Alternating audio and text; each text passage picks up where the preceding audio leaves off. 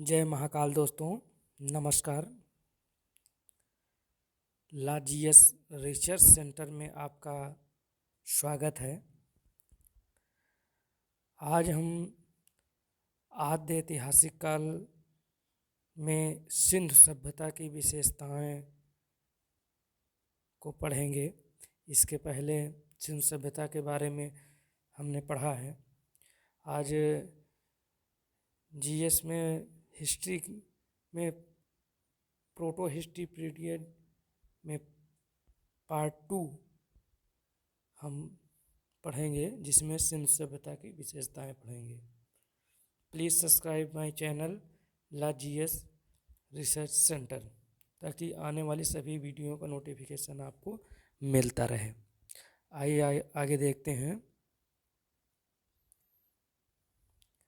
सिंधु सभ्यता की विशेषताएं। सिंधु सभ्यता एक नगरीय सभ्यता थी। कैसी सभ्यता थी? नगरीय सभ्यता थी। यहाँ की सड़कें एक दूसरे को समकोण पर काटती हैं। सिंधु सभ्यता की जो सड़कें हैं वो एक दूसरे को समकोण पर काटती हैं तथा ये पूरब पश्चिम दिशा में थी। किस दिशा में थी?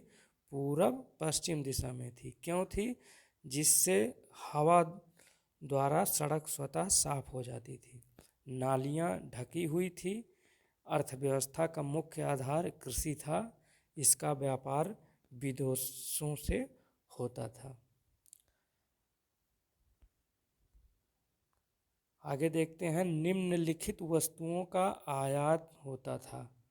सोना अफगानिस्तान, ईरान, कर्नाटक से होता था। चांदी अफगानिस्तान, ईरान से। तांबा बलूचिस्तान, खेतड़ी ओमान से। टीन ईरान अफगानिस्तान से। गोमेद सौराष्ट्र से। ताजवर्द मेसोपोटामिया से। सीसा ईरान से। ये वस्तुएं आयात होती थी। सिंधु सभ्यता का समाज 4 वर्णों में बटा हुआ था। कितने वर्णों में? 4 वर्णों में। कौन कौन से थे वो? विद्वान पहला, दूसरा योद्धा, तीसरा व्यापारी शिल्पकार, चौथा श्रमिक। तो दोस्तों, सिंधु सभ्यता का समाज जो था वो 4 वर्णों में बटा हुआ था। प्लीज़ सब्सक्राइब चैनल, ताकि आने वाले वीडियो का नोटिफिकेशन मिलता रहे, और प्लीज़ लाइक एंड शेयर। आगे देखते हैं। इनका समाज मत सत्तात्मक था। इनकी लिपि भाव चित्रात्मक थी। कैसी थी? भाव चित्रात्मक थी, जिसे पढ़ा नहीं जा सका। इस लिपि को दाएं से बाएं की ओर लिखी जाती थी। सिंधु सभ्यता की जो लिपि थी वो दाएं से बाएं लिखी जाती थी। हम लोग बाएं से दाएं लिखते हैं, लेकिन यहाँ पे दाएं से बाएं। इनके मोहरों पर सर्वाधिक एक सिंह वाले जानवर का चित्र था। इनके मोहरों पर गाय तथा सिंह का चित्र नहीं मिला। हड़प्पा सभ्यता के मोहरों पर सेलखड़ी का मुख्य रूप से उपयोग किया गया था। सिंधु घाटी सभ्यता के लोग लोहे से परिचित नहीं थे। किससे परिचित नहीं थे? तो लोहे नामक धातु से सिंधु सभ्यता के लोग परिचित नहीं थे। यहाँ माप तौल के लिए न्यूनतम जो बाट था वो 16 किलो का था। सिंधु सभ्यता के लोग युद्ध या तलवार से परिचित नहीं थे। सिंधु सभ्यता में मिट्टी के बर्तनों में लाल रंग का उपयोग होता था। सिंधु सभ्यता में जो बर्तन थे उसमें लाल रंग का उपयोग होता था। सिंधुवासी विश्व में कपास के प्रथम उत्पादक थे।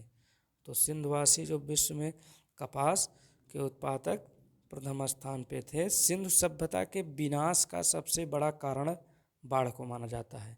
तो सिंधु सभ्यता के विनाश का कारण बाढ़ माना जाता है। सिंधु घाटी सभ्यता के लोग कृषि भी करते थे, पशुपालन भी करते थे, परंतु उनका मुख्य व्यवसाय व्यापार था।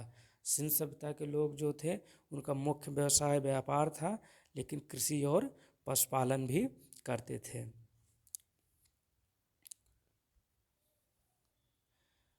मेसोपोटामिया की सभ्यता, आइए इसके बारे में जानते हैं। इसका इराक, टिग्रिस एवं यूफ्रेटस नदी, जलजला, फरात नदियों के मध्य हुआ है। यहाँ मिट्टी अत्यधिक उपजाऊ है। कहाँ की? मेसोपोटामिया सभ्यता की मिट्टी अत्यधिक उपजाऊ। यहाँ सभ्यता ग्रामीण थी। इसके अर्थव्यवस्था का मुख्य आधार कृषि था। इस समय के मंदिरों को जिगुरत कहा जाता था। मेसोपोटामिया की सभ्यता के 4 भाग थे: सुमेरियन की सभ्यता, बेबीलोन की सभ्यता, सीरिया की सभ्यता, कांडलिया की सभ्यता। झूलता हुआ बगीचा बेबीलोन में स्थित है। इम्पॉर्टेंट है, झूलता हुआ बगीचा कहाँ स्थित है? तो बेबीलोन में स्थित है। सिकंदर ने इस सभ्यता का विनाश कर दिया और इसके स्थान पर ग्रीक भाषा सभ्यता को थोप दिया। विश्व की सबसे पहली सभ्यता मेसोपोटामिया की सभ्यता थी, जबकि विश्व की पहली नगरीय सभ्यता सिंधु सभ्यता थी। तो नगरीय सभ्यता सिंधु सभ्यता थी और सबसे पहले विश्व की बाह्य सभ्यता थी, लेकिन जबकि विश्व की वो सिंधु सभ्यता थी। मिस्र की सभ्यता मिस्र के रेगिस्तान में स्थित है। या कहाँ स्थित है? मिस्र के रेगिस्तान में स्थित है। इसे नील नदी की देन कहते हैं।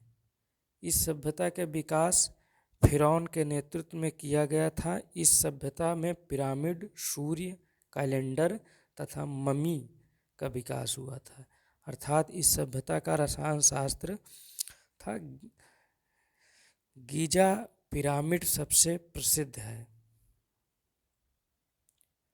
रोम की सभ्यता, इसे इटली में विकसित किया गया था। इन्होंने पूरे भूमध्य सागर पर अधिकार कर लिया था।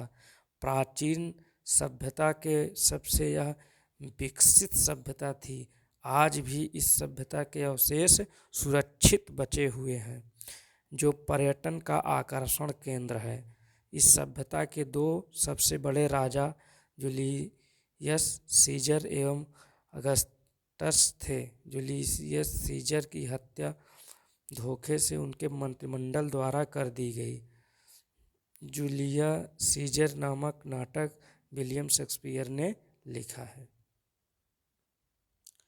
फारस की सभ्यता वर्तमान ईरान में थी। इस सभ्यता का विकास तेजी से हुआ था। इन्होंने पूरे अरब प्रायद्वीप पर अधिकार कर लिया था।